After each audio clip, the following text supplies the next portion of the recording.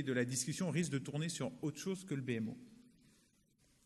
Donc voilà, pour être, qu'est-ce qu'on a mis dans nos diapos? Voilà, pour être très pragmatique, l'entretien avec le patient, c'est un échange verbal entre nous, soignants, et le patient. On peut difficilement estimer faire un BMO sans aller voir le patient. Alors dans certaines organisations, certains centres ont testé peut-être de déléguer cette activité d'entretien avec le patient à d'autres corps de métier ou récupérer les informations récoltées par l'infirmière, notamment lors de son entretien. Moi personnellement, je milite pour qu'on ne fasse pas sauter cette étape-là qui pour moi est parmi une des plus importantes. Cet entretien a deux fonctions. Il a pour but d'échanger des informations, de récolter des informations et aussi de développer une relation avec le patient. Je pense que même sur un hôpital de jour, la difficulté vient du fait que le délai est très court. Mais ça me semble très important de développer cette relation avec le patient, notamment si on est amené plus tard à rencontrer le patient lors des hospitalisations suivantes, lors des autres injections de chimiothérapie. C'est un point principal, c'est un fondement pour pouvoir avoir une relation efficace avec le patient. On peut pas regarder si les autres micros ils marchent. Ouais, ce sera mieux. Au moins, vous pourrez me voir moi, parce que les gens qui sont de dos, sinon c'est un peu plus compliqué. Ah, vous avez des diapos? Tout revient.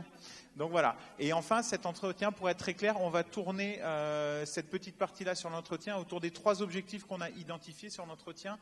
Un, c'est recueillir les informations sur ces traitements. Bien sûr, c'est la base pour faire le BMO. Le point auquel moi je tiens énormément, c'est informer.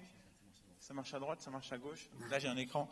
Informer et éduquer le patient, c'est des notions qui ne sont pas forcément au cœur du BMO, mais c'est finalement souvent ce que moi, de mon expérience, je vois, c'est ce que le patient attend le plus. Donc je pense qu'on peut difficilement la laisser de côté. On est tous dans des problématiques de timing, de temps pharmaceutique, c'est compliqué, mais pour moi, c'est partie intégrante de l'entretien avec le patient. Et enfin, le 3e point, c'est négocier, parce que des fois, ça tourne un peu à la négociation.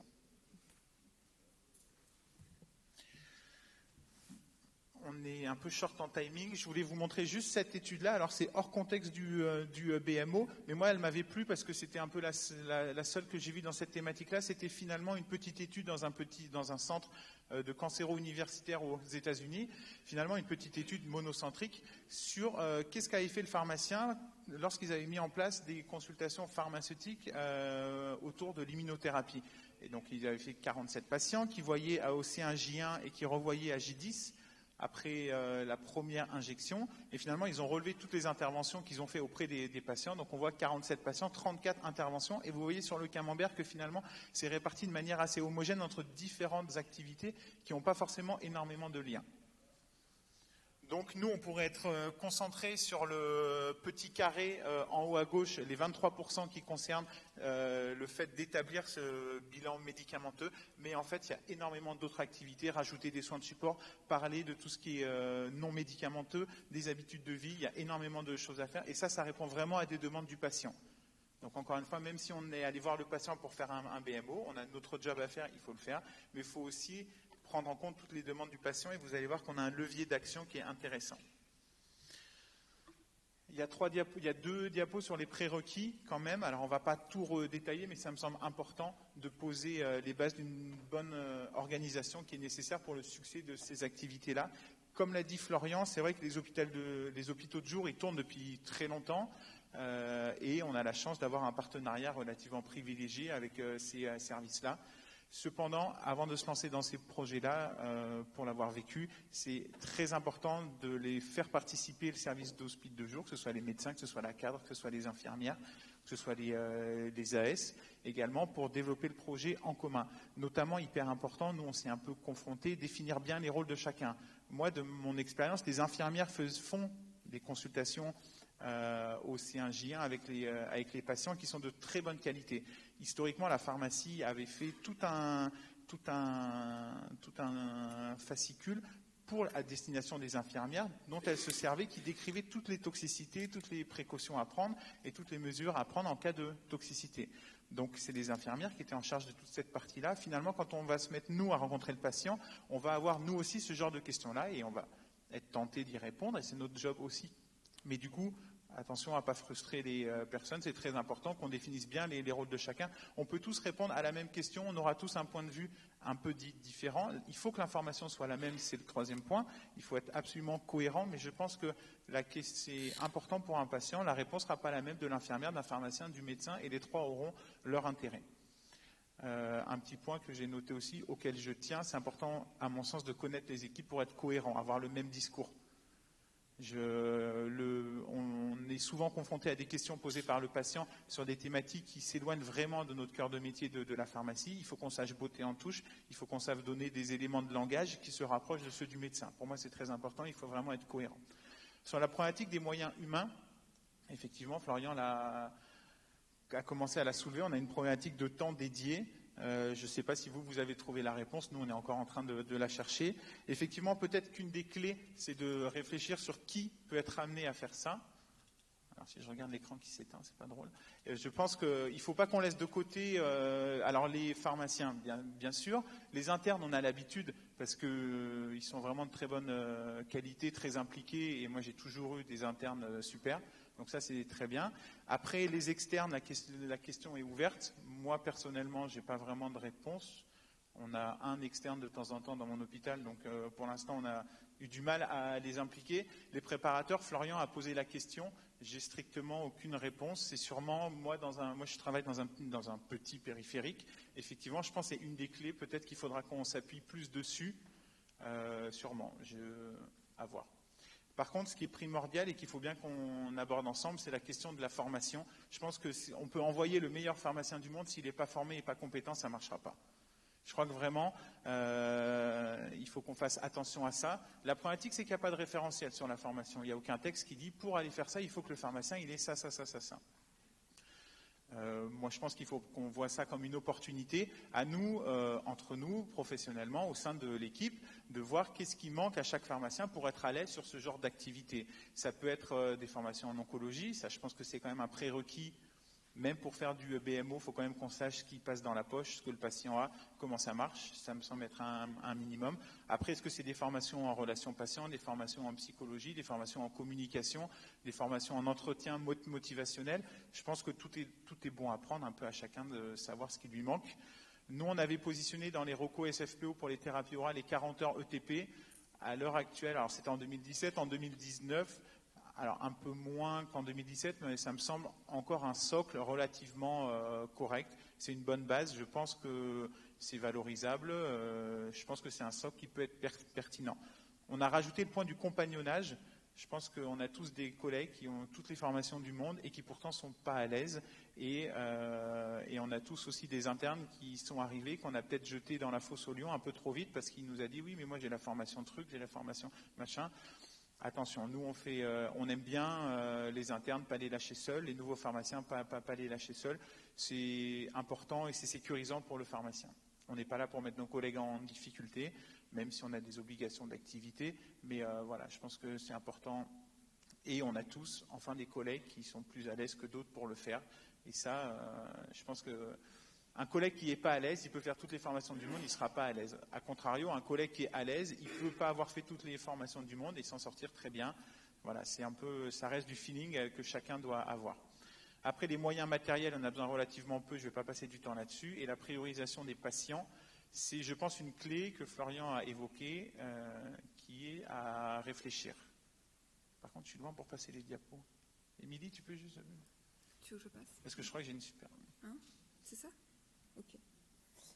Donc c'est ce dont on parlait tout à l'heure. On avait voulu un peu estimer le temps pharmacien nécessaire ou le temps nécessaire à toutes ces activités. Donc là, j'ai essayé de vous lister. Donc c'est tout d'après, un peu de mon expérience, mais c'est tout issu des recommandations sur le rôle du pharmacien en oncologie dans les établissements de santé, publié en 2016 par le ministère de la Santé canadien. Donc en gros, pour la réalisation d'un bilan médicamenteux, il faut prévoir, ce que je disais, 70 minutes avec les différents... j'ai essayé de vous mettre les différents... qu'est-ce qui prend du temps dans chacune des activités, sachant que chacune des activités, c'est pas obligé d'être réalisée par un pharmacien, c'est ce qu'on disait avant. Il y a certaines, par exemple, l'analyse et les interventions pharmaceutiques, elles doivent être réalisées par le pharmacien. On fait une optimisation, si on doit rajouter à ça une optimisation, là je vous ai mis l'exemple d'une optimisation des prescriptions chez la personne âgée. Pour nous, ça va nous rajouter un temps d'analyse d'environ 1 heure, parce que la façon dont on l'a mis en place, c'est que donc il va y avoir la rédaction du bilan médicamenteux. Il y a notre interne qui va faire une première analyse via une méthodologie qu'on appelle Dictias, et après il y a un temps où avec un pharmacien senior on valide ça, et ça prend du temps. Et puis une information, une action d'accompagnement, atelier éducatif, on a estimé à 30 minutes, il a été estimé à peu près à 30 minutes par patient. Donc voilà, je vous ai mis en hôpital de jour, dans ces recommandations canadiennes, un équivalent temps plein, ça représente 10 patients jour, en comptant 2 patients pour qui on fait une initiation avec la réalisation du bilan médicamenteux à l'admission. Voilà. Je le fais moi ? Ouais. Du coup, il y avait une petite diapo. Alors, on est un peu just en timing, mais ça me semblait quand même le minimum de vous faire une diapo concernant la posture. Alors, j'ai appelé la posture adéquate, c'est très prétentieux, effectivement, quand je le relis. Mais voilà, on va plutôt dire quelques clés si on veut se lancer quelque chose, et même quand on veut faire une analyse de nos pratiques, quelques petits points clés que moi j'aime bien sur notre positionnement.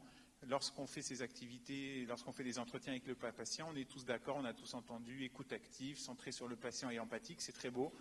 C'est très théorique. Je vous ai mis une liste de petits points clés qui, moi, me tiennent à cœur. Favoriser l'expression du patient, de ses plaintes, de ses demandes, de ses attentes. Faire exprimer au patient ses opinions, ses croyances, son vécu. Tout ça, c'est des points qui sont vraiment importants tout au long de l'entretien pour pouvoir, nous, adapter nos discours et réagir et faire du ping-pong avec le patient. Adopter un comportement non verbal approprié. Alors, je n'ai pas la clé, je ne peux pas vous dire ce que c'est exactement, il n'y a pas de recommandation.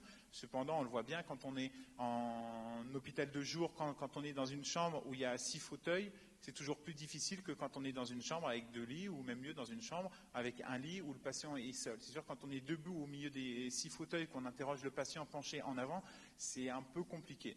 Donc voilà, pareil, le patient attend beaucoup de nous quand on regarde nos téléphones en permanence. Moi, je l'ai fait une fois de regarder ma montre parce que j'avais un petit message, le patient il me l'a dit mais directement quoi. Donc il y a des choses qu'il ne faut pas faire. Voilà. Utiliser la reformulation de manière adaptée, résumer régulièrement, solliciter l'accord du patient, renforcer de manière appropriée l'effort d'adaptation et les démarches adéquates du patient, utiliser l'humour de façon appropriée. Celui-là je l'ai rajouté il n'y a pas longtemps suite à l'expérience avec un interne. Il était très bien, mais trop, à un moment trop c'est trop quoi. On n'est pas copain avec le patient quoi. Et le dernier point, on ne le détaillera pas, mais c'est un petit point philosophique, ça déborde complètement de mon domaine de compétences. Mais voilà, juste pour vous aiguillonner un peu, on est dans une relation face à face avec le patient, et donc nous, soignants, on est partie prenante dans cette relation-là, et forcément on n'est pas neutre. Et forcément nos émotions, nos croyances, nos représentations vont rentrer en jeu dans cet entretien avec le patient. Donc attention, voilà, je vous laisse chacun réfléchir, on pourra en discuter après, mais la preuve en est, selon les jours de la semaine, selon si c'est le matin, selon les contrariétés, on ne fait pas tout à fait les mêmes entretiens avec les patients et ça se ressent très facilement. On va reprendre les 3 objectifs qu'on avait dit. Je commence par le 1, excuse-moi, Émilie. Premier objectif, Ah mais non, c'est pas moi, c'est toi ? C'est moi. Ouais. C'est toi ? Vas-y alors, je me tais, excuse-moi. Donc on reprend les 3 objectifs qu'on avait mis en introduction sur l'entretien patient. Le premier objectif, ça va être de recueillir l'information. Le deuxième objectif, donc ça c'est Benjamin qui va le présenter, c'est apporter une information, accompagner et éduquer le patient. Et le troisième objectif, ça va être de négocier avec le patient. Voilà. Donc le premier objectif, recueillir l'information, je vais passer rapidement parce que Florian a déjà présenté les outils qu'on peut avoir pour recueillir de l'information. Mais les objectifs, c'est d'avoir les informations qu'on recherche, les plus exhaustives sur les traitements, et aussi connaître du patient sa confiance corps médical, donc un peu son adhésion et sa relation qu'il a avec le corps médical, et aussi sa relation avec ses traitements. Voilà, c'est complètement en fait la définition qu'on peut avoir de son adhésion à la thérapeutique. Qu'est-ce qu'on a comme outil? On a donc les guides d'entretien. Donc là, ça sera plus sous forme de questions et voilà, on va suivre le fil des questions. On peut avoir des checklists ou des grilles de recueil. En exemple, je vous ai mis juste un exemple rapide sur qu'on peut avoir, enfin qui montre l'intérêt d'avoir une grille de recueil. Ça va être par exemple sur les thérapies complémentaires. Il me semble que c'est le moment où tu dois intervenir. Donc, on vous appelle pour obtenir votre avis sur la prise de thérapie complémentaire suivante. Donc, voilà, j'ai mis la liste. Et qu'est-ce qu'il y a? Vas-y, je ne sais plus. On a un quiz, là, non? Voilà. Et là, c'est l'heure du quiz. Alors, est-ce qu'il marche pas? Non, il ne marche pas, donc ce sera plus mon portable. Okay. Ça va être pratique, du coup, depuis le portable. Je suis vraiment navré. Donc, sur ces informations-là, vous devez rencontrer vous devez rencontrer le patient pour avoir des informations. De quelles informations, pour votre analyse, de quelles informations complémentaires devez-vous obtenir lors de votre entretien avec la patiente? Je crois que la question n'est pas très française. On ne va pas récupérer d'Internet, donc ça va être encore depuis mon téléphone. Vous allez encore devoir me croire quand je vais vous donner les résultats. Le vote est lancé.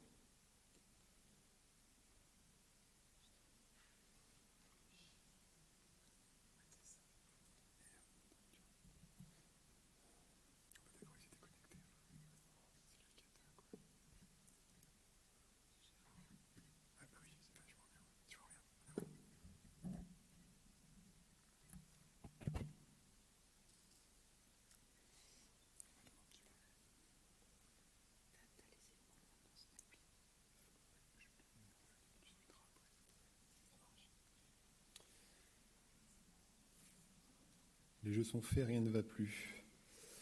Alors, eh bien, c'est encore une fois bien réparti. Ce que vous avez préféré vous utiliser, c'était les modalités de prise pour arriver à caractériser une consommation de médecine complémentaire et alternative. Ensuite, il vous paraît important d'avoir la connaissance de la quantité en principe actif, de la provenance des informations sur les thérapies complémentaires, et puis vous avez au même niveau le bénéfice attendu ou perçu par le patient, qui paraît effectivement important. Le nom de marque, c'est quelque chose qui vous paraît le moins important parmi les 5 propositions.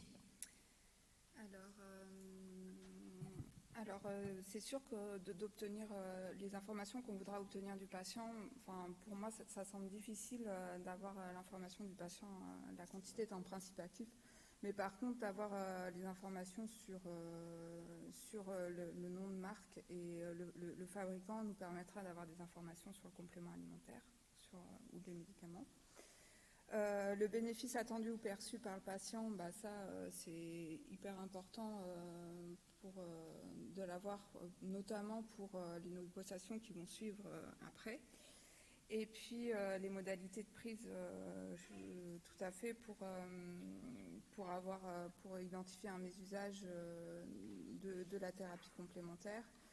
Et la provenance des informations sur les thérapies complémentaires, la question a été peut-être mal tournée, mais c'était savoir si ça venait d'une prescription d'un médecin ou si ça venait des conseils de l'entourage ou si c'était le patient qui avait fait ses recherches lui-même sur Internet. Ça n'a pas le même impact sur notre analyse non plus, parce que ça implique sa relation avec le professionnel médical qui a prescrit. Si on n'est pas d'accord avec le professionnel médical, on peut se poser la question, est-ce qu'on va contacter directement le professionnel médical avec l'accord du patient ou ce genre de choses. Donc notre conduite, c'est une information importante à recueillir.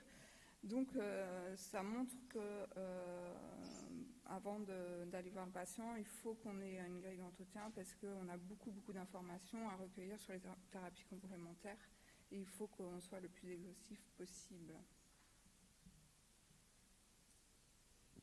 Là, c'est à moi. Du coup, on prend notre deuxième objectif maintenant, informer et éduquer. Une fois qu'on a réussi à recueillir les informations, alors plusieurs cas de figure, soit dès l'entretien on détecte des choses qui nous chagrinent quand même, et à ce moment-là c'est quand même dur en tant que pharmacien de dire mais je vais attendre de finir mon BMO, d'en discuter avec le médecin, avec l'oncologue, puis après voir éventuellement avec le médecin traitant, et en fait je laisse partir le patient alors que dès l'interrogatoire j'ai détecté un problème. Donc là, il va falloir rentrer dans une démarche d'information et d'éducation du patient. Ou sinon, si vous avez un BMO qui est très bien, vous vous levez pour sortir de la chambre, et là, le patient, il vous rattrape et vous dit, mais attendez, au fait, le médicament que vous allez me faire, c'est quoi? Est-ce que c'est grave? Est-ce que c'est toxique? J'ai pas d'informations. Donc voilà, c'est par ces deux biais-là d'entrée qu'on va finalement rentrer dans ce côté-là, information et éducation du patient.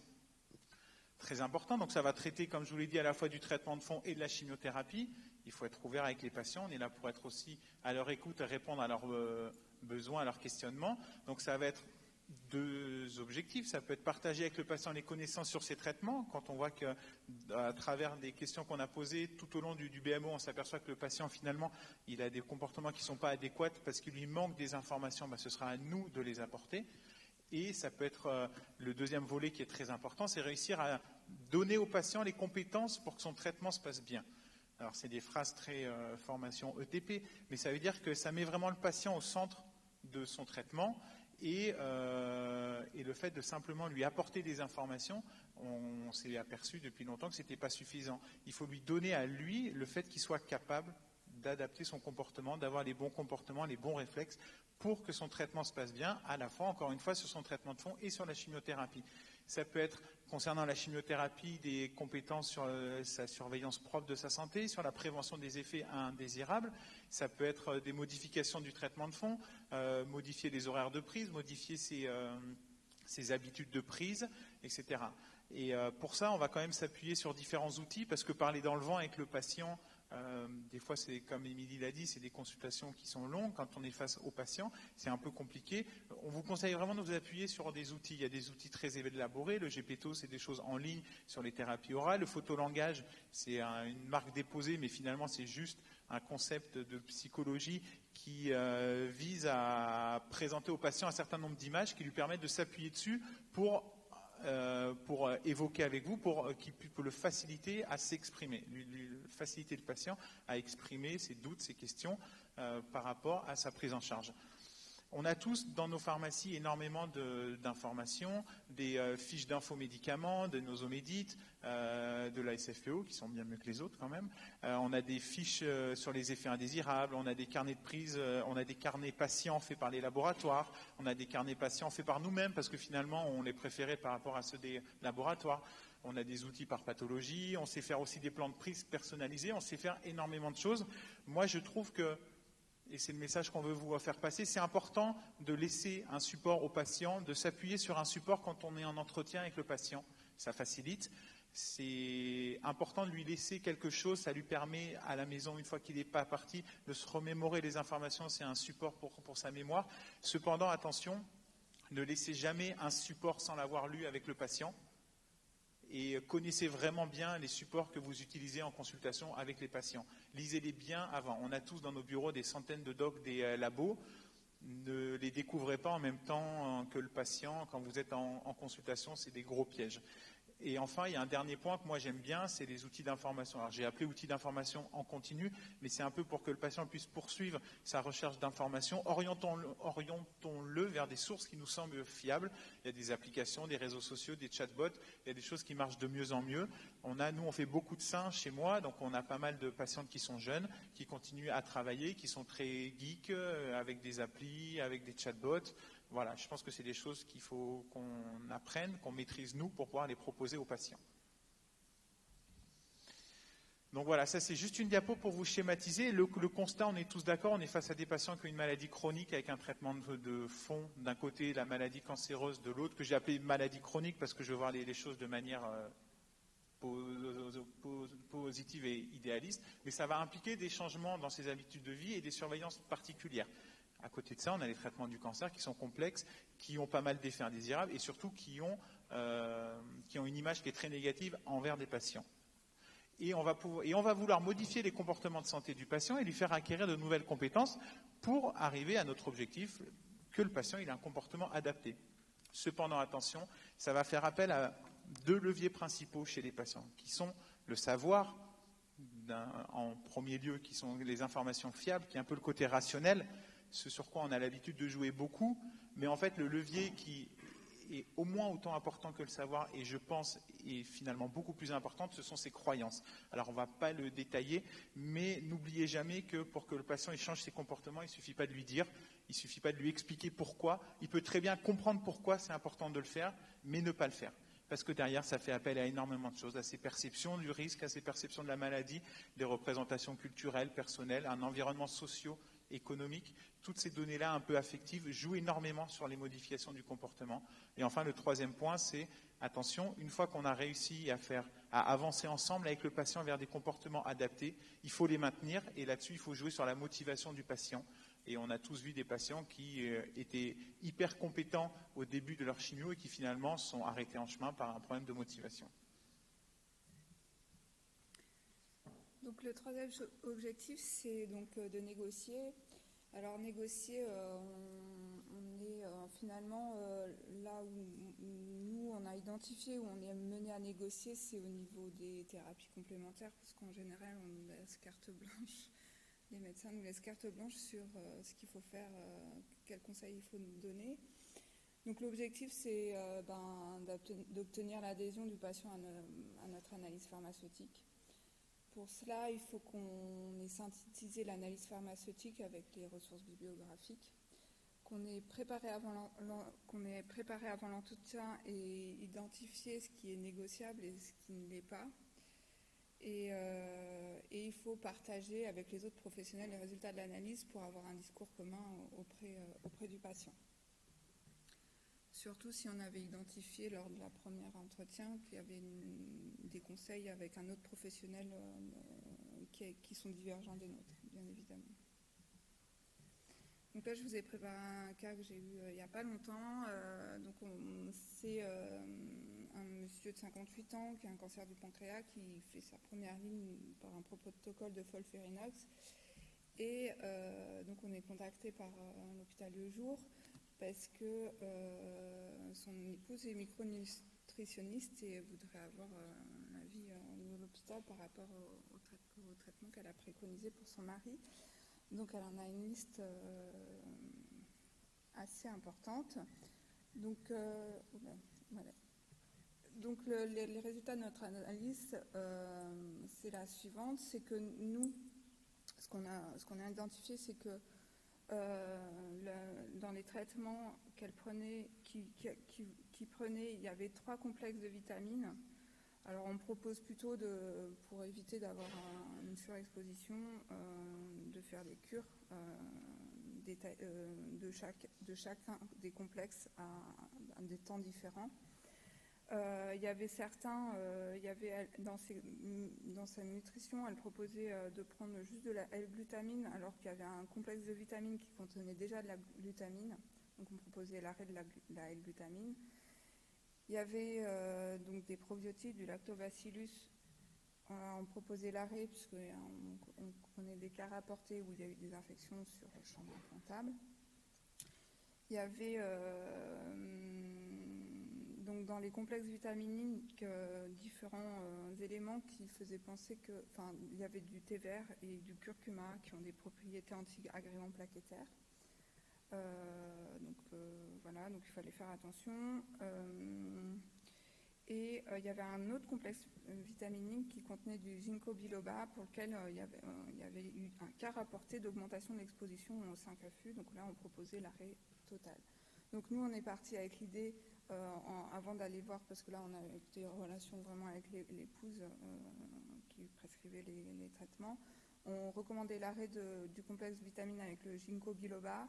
On souhaitait l'arrêt de l'ultra forte et du L-glutamine. Et le reste, on préconisait une surveillance. Donc on est parti avec ça.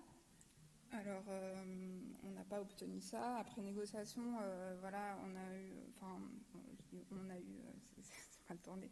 Mais donc par rapport à l'alternance des cures, elle n'était pas d'accord. Elle voulait vraiment faire les 3 cures en continu, enfin les 3 complexes vitamines en continu. Elle elle a été d'accord pour que son mari arrête le ginkgo biloba entre J1 et J4 où il y avait le 5FU.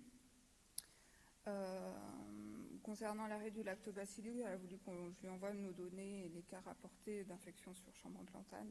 Voilà. Et on a voulu et elle a dit qu'elle arrêterait la L-glutamine s'il y avait la survenue d'une insuffisance rénale ou hépatique, puisque c'est une contre-indication à celle-ci. Voilà, et voilà, ce qui est important aussi, c'est que la relation de confiance soit établie à ce niveau-là. On n'a pas obtenu ce qu'on voulait, mais la relation de confiance a été mise en place, puisque par la suite, le médecin son épouse nous a recontactés pour avoir des avis sur d'autres thérapies complémentaires qu'elle voulait donner à son mari. Et finalement, c'est ça le plus important. Voilà. Je vous remercie. Le TECOM. Merci beaucoup. Voilà, donc on va faire rapidement les take-home messages de cette partie entretien. Je pense que ça a été assez clair, ça a été assez insistant de la part de nos deux intervenants sur la formation, déjà d'une part, et puis voilà, sur l'importance du compagnonnage, surtout de nos plus jeunes collègues, mais pas que, un collègue pas forcément si jeune que ça en termes d'âge, mais qui voudrait s'initier à ce genre d'activité. Il n'y a pas de raison qu'il n'ait pas les mêmes opportunités d'encadrement et de compagnonnage. La relation humaine, vous l'avez assez bien définie, je trouve, on y reviendra sûrement au niveau des échanges. Et puis, de mon avis, de notre avis, et peut-être de l'avis de vous également, l'entretien patient, c'est bien, c'est important, mais il ne faut pas perdre de vue pourquoi vous vous entretenez avec lui. À la fin, vous venez quand même en partie pour recueillir des données, donc évitez de sortir d'une chambre d'un patient en disant c'est très sympa, on a parlé de plein de trucs, mais en fait, j'ai tapé quelque chose, j'ai pas mon BMO qui est complet, quoi, par exemple.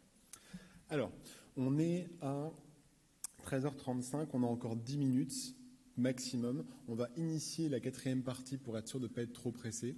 On laissera ensuite à la fin un mot à Christophe Bardin pour la suite de l'après-midi. Si, je vais le faire. Donc on va commencer. On va faire une échange. Ouais, je pense.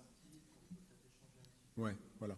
Sur la deuxième partie, pour vous mettre en haleine, j'espère, on va revenir donc sur ce fameux schéma que vous voyez pour la première fois. On a essayé de modéliser un petit peu les différentes parties du travail pharmaceutique en hôpital de jour de cancérologie. Et puis surtout, voilà, nous alors il y a 2 cas sur lesquels on va vous faire travailler un petit peu dans la 4e partie. Le premier, on l'a proposé sans thérapie alternative et complémentaire, parce que c'est un cancer bronchique, c'est une population qui, de manière générale, n'est pas trop dans laquelle on ne retrouve pas une prévalence élevée de ce genre de consommation. Donc là, vous n'avez que des DCI labellisés, si je puis dire. Excusez-moi. Voilà. Donc vous avez un cas d'un patient de 75 ans, 75-78 ans, je crois que ça change en fonction des diapos, peu importe, chez qui on retrouve un cancer bronchique qui a des comorbidités tout à fait classiques au vu de son âge, HTA, AOMI, qui va être traité de manière également tout à fait classique par cisplatine et paclitaxel, avec des comédications impliquant classiquement de la prévention antiémétique, des prémédications anti-allergiques et une hyperhydratation appropriée. Et puis dans des traitements habituels, entre guillemets, encore une fois, le mot peut varier aussi, on va retrouver des choses type clopidogrel, fosinopril, pravastatine, émivolol, alfuzosin, oxycodone et movicol. D'accord ? Donc sur ce cas-là, je crois que c'est juste après, on va avoir une petite question à vous poser, toute simple, de prime abord.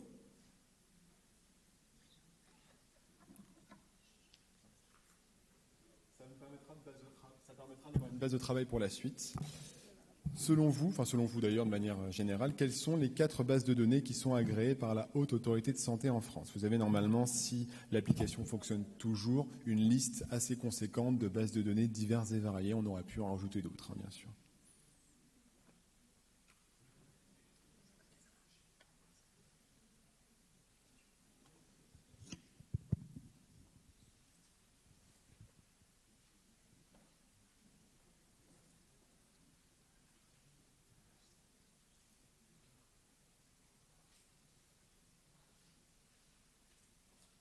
Les jeux sont faits, rien ne va plus. Et on retrouve... Ah, c'est intéressant. Ouais, c'est dommage, il n'y a que moi qui le vois pour l'instant. Thériac, il est premier, Vidal Optimal, il est deuxième. Bon, là-dessus, vous êtes bon. La base Claude Bernard, elle est troisième, vous êtes bon également. Et le Thésaurimed, qui était la 4e base agréée par l'HAS, n'est que 5e, puisque vous avez également choisi de sélectionner le Thésaurus des interactions de l'ANSM.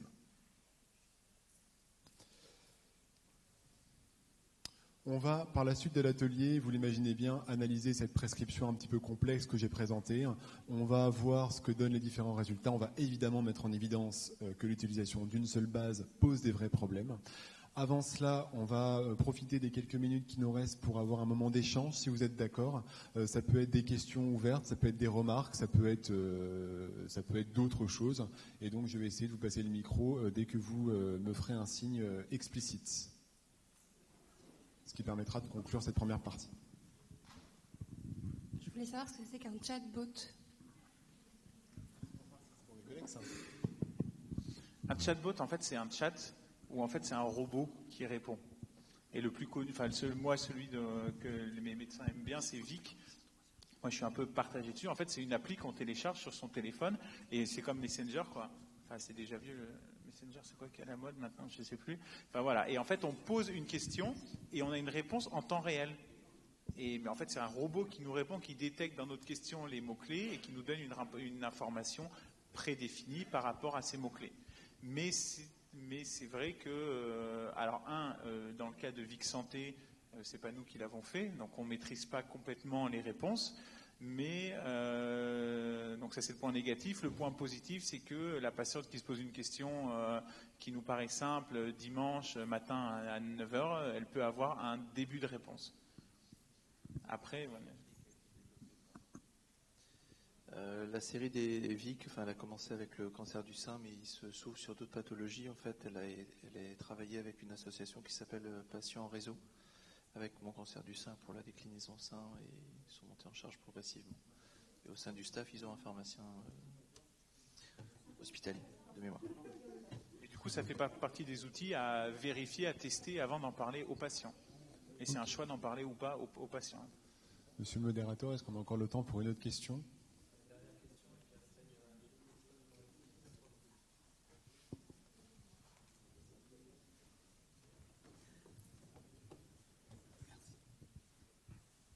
Oui, alors je voulais savoir, je pense que c'est des activités à développer parce que le patient va forcément en tirer un bénéfice, mais en termes d'organisation, qui va le faire en fait? Parce qu'il y a quand même les chimiothérapies préparées, il y a quand même des préparations à sortir dans un délai le plus court possible, etc.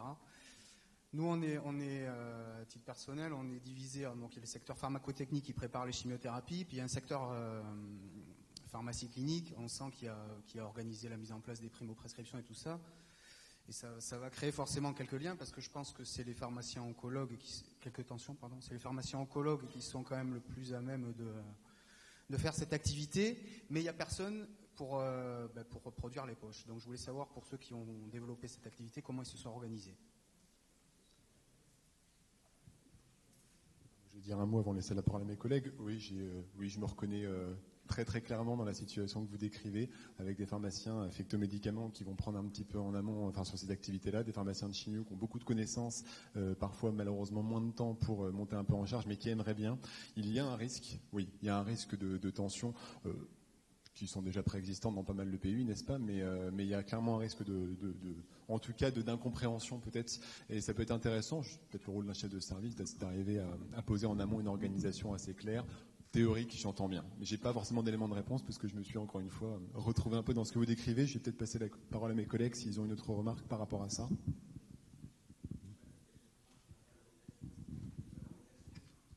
C'est la dernière partie. Vous voulez compléter ou pas? Alors, moi, juste un élément, je suis très content de cette question, mais c'est une question des pays riches, quoi. Chez moi, on se pose pas la question, quoi. Donc, non, très bien. Moi, je pense que pour rebondir sur les deux mots que j'ai dit sur mes diapos, il faut absolument que ce soit une expérience partagée, un projet mené avec tous les personnels impliqués. Je pense que voilà, c'est une question qui se pose depuis le début et ça doit être la réponse, c'est qu'il faut que ce soit partagé entre tout le monde et défini en amont. Mon avis personnel, c'est que ça peut être la compétence de tout le monde à tour de rôle, comme vous voulez. Je ne pense pas que ce soit mieux l'un que l'autre, de mon avis. Après, moi personnellement, chez moi, on ne se pose pas la question. Mais vous avez de la chance de vous la poser.